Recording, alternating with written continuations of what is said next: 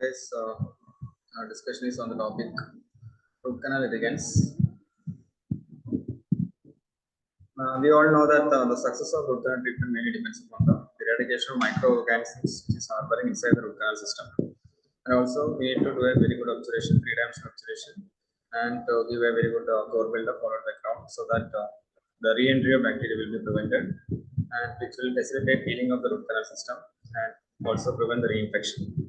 So the success of root canal system mainly depends upon the eradication of microorganisms, which in turn is fulfilled only with the thorough irrigation with the help of most commonly used irrigants like sodium hypochlorite, chlorhexidine, saline, etc.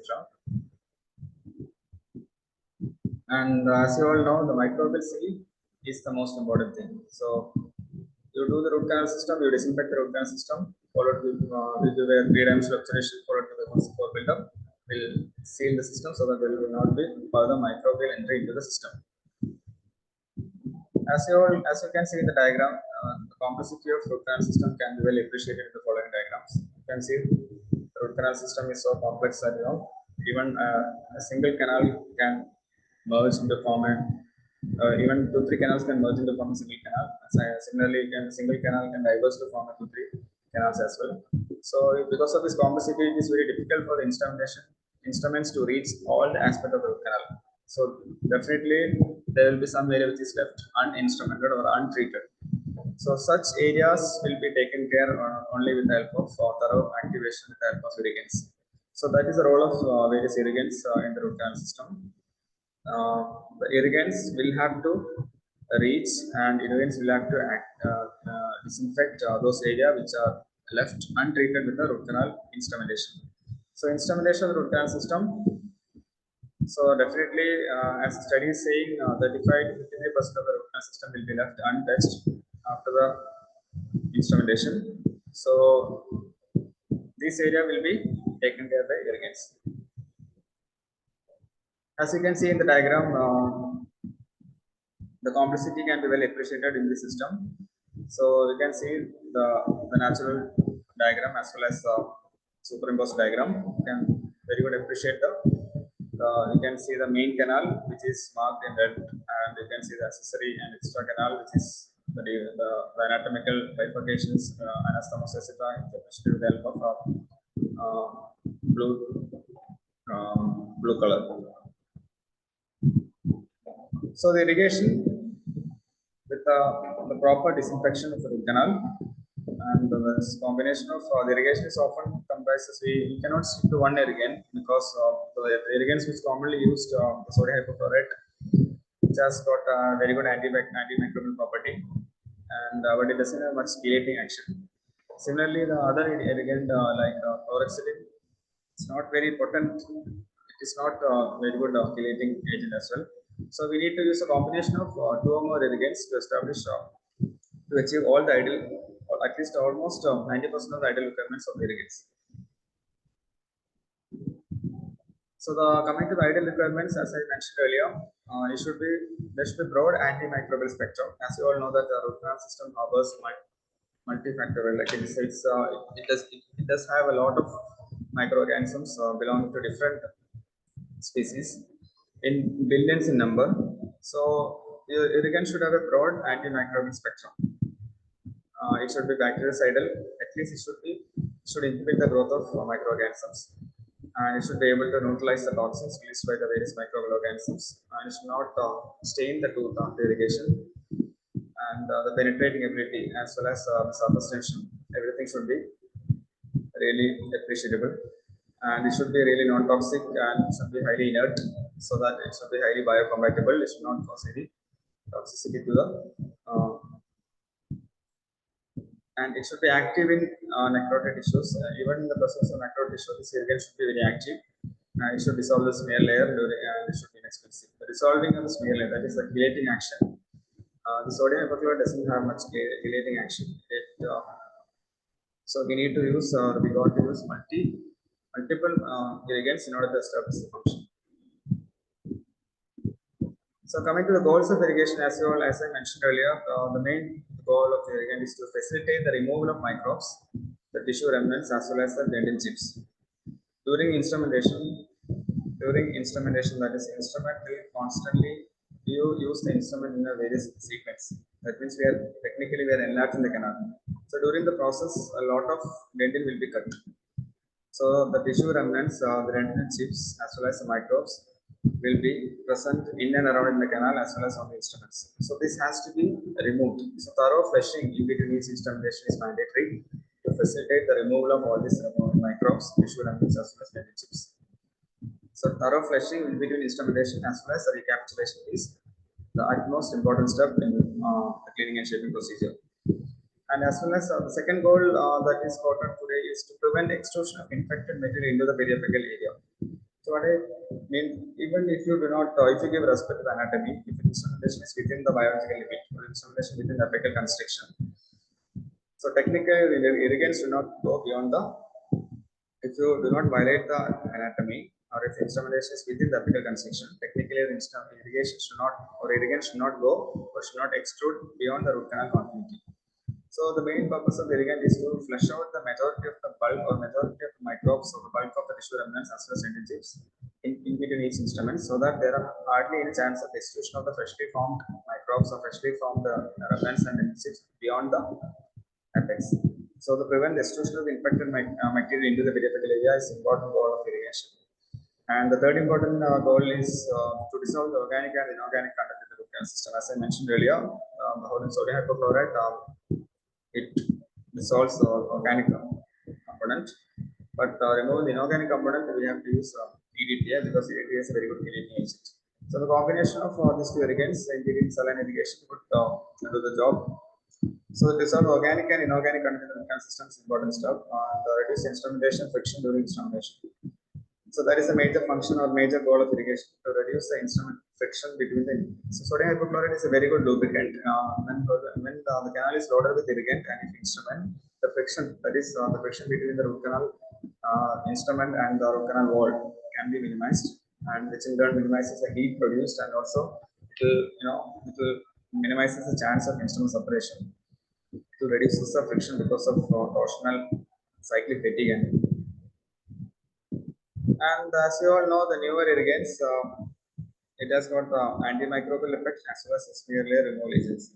So they are combining the actions, combining the ideal advantages of both irrigants into single irrigants, so that both the functions are achieved with the single irrigants. That's the main advantage of newer irrigants. The antimicrobial action as well as the smear layer removal potential are modified as well as or incorporated into single irrigant. So such the one such newly invented irrigant is MTAD. MTAD mainly consists marketed by Densply, and it mainly consists of around 3% oxycycline iclate, that is a major antibiotic in the MTAD, and it also contains 4.25 citric acid, which acts as a chelating agent, and Queen 80, that is a detergent, and reduces surface tension. So this is a combination of MTAD, it's a newly introduced agent. And the antibacterial potential and antimicrobial potential, the antibacterial is more effective than sodium hypochlorite and EDTA against C. faecalis as well as mixed bacteria. According to the study which is conducted by Turab in 2003, found out that the antibacterial potential is most effective compared to the NaCl, sodium hypochlorite and EDTA, and compared to the action against C. faecalis. So the antibacterial potential is excellent. And but it is inferior to 6% sodium hypochlorite and 2% olopectin. According to the study which is conducted by Donovan in 2006, it is inferior to 6% sodium hypochlorite. Whereas its antifungal activity, the study was conducted by Raffaele in 2006. Study concluded that the 6% sodium hypochlorite and 2% chlorhexidine were equally effective and superior to MTAD and 70% EDTA. So various studies have been conducted regarding this field and regarding this aspect, and studies so it may the way parameter may vary according to the concentrations and the agent used. And regarding the smear layer removal potential of the newly introduced irrigant, as I mentioned earlier, it was developed by Torab et al. And it is developed as a final rinse to disinfect the root canal system and remove the smear layer. And the pulp dissolution property is similar to that of ADTA, that is a study conducted by Bells et al. And they also found the efficient due to the faster dissolution of inorganic material by MTAD. Faster dissolution of the inorganic material by MTAD has proven they have helped the study And they found out that the 1.3% sodium hypochlorite plus 1 per 1 ml of MTAD, which is activated for around 5 minutes, that is around 5 ml of MTAD final and followed by 5 ml of MTAD final days, has shown to produce a full saturation of the demineralizing ability after 30 seconds. That is self-limiting activity, less erosive effect on dentin. So they found out that the combination of 1.3% sodium hypochlorite followed with MTAD 1 ml for 5 minutes and followed by 4 ml irrigation of MTAD has shown a very good excellent result with the full saturation of the demineralizing ability after 30 seconds. We call it a self-limiting activity, and it has proven to show a less erosive effect on the dentin as well. So the more efficient as compared with the sulfate acidity and 5.5% sodium hypochlorite. So no significant changes in the structure of the dentin. So they have conducted a lot of study regarding the use of MTAD, and they found out that it is not as equivalent as that of sulfate acidity and 5.25% sodium hypochlorite. So instead of using sodium hypochlorite and ETTA in different settings, as instead of using one after the other, so if we use MTAD in one shot, a single solution, it can perform both the function. So that is the take on message. So and regarding the chlorhexidine, as you all know, the chlorhexidine, the main important property of chlorhexidine is substantial. Substantiality is sustained antibacterial activity, and the binding affinity of the doxycycline related strong antibacterial activity. So the antifungal substantivity of MTAD was retained in root canal for at least 28 days at greater substantivity compared to 2% chlorhexidine. So when comparing this chlorhexidine, they're highlighting the chlorhexidine substantivity property. So when you compare the substantivity property of chlorhexidine with that of MTAD, the studies have proven that the antifungal and substantivity of MTAD was far better, or at least it is lasting for at least 28 days. That is more far beyond that of chlorhexidine. And regarding the cytotoxicity impurity has been found to be better than other irrigants. It is less cytotoxic than calcium hydroxide, sodium hypochlorite as well as EDTA. So, considering all these positive aspects of all the studies conducted, MTAD is one of the promising irrigants to be used, and this has been used widely also. Physical properties, as you all mentioned, as I last studies have given a little clue regarding physical properties. So the effect of bond stem denominator dentin, they found out that the treated with the ADTA showed more coronal linkage compared to MTAD. So reduced amount of leakage in the absence of smear with MTAD. The leakage is comparatively reduced in the absence of smear with MTAD. The effect of root canal dentin also, there is no significant difference in flexural strength and modulus opacity in the dentin when exposed to saline or MTAD. So technically, they are not compromising the physical properties of dentin also. So considering all the studies and all these advantages, MTAD is one of the promising irrigants to be used. Main advantage is reasonably antibacterial property, better smear layer removal, lesser adverse effects on dentin structure, and better and promising addition of sealers to dentin and good biocompatibility. But the staining ability, it does have certain staining problem like red purple staining of the root canal dentin when used as a final lens, probably oxidation of doxycycline caused by NSA. Mainly because it is having an antibiotic called doxycycline. So most probably NaCl is causing oxidation of the doxycycline and causing stain, and less than optimal antibacterial activity. That is also one of the other disadvantages. And high cost, and the procurement is also difficult. It's not been widely available in India. Reduced shelf life, it has used within 2 days as it is opened. Lesser compatibility of rendered pulses for revascularization procedures, and reduced pulp tissue dissolving capability. Compared to sodium hypochlorite, the pulp tissue dissolving capability is lesser. And in this other irrigant, newly introduced irrigant, MTADN is called nothing but MTAD plus NISIN, that is nisin. Nisin is nothing but it's an antibacterial peptide from Lactococcus lactis.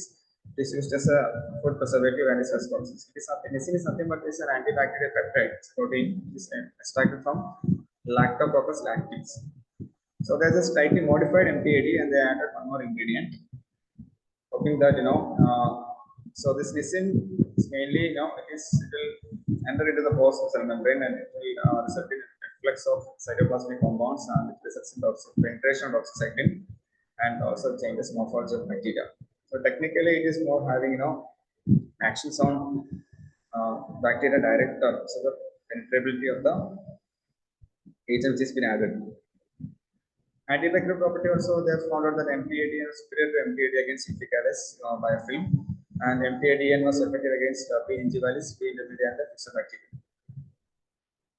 And other irrigant like calcium hydroxide, other calcium hydroxide we'll be discussing in the next class.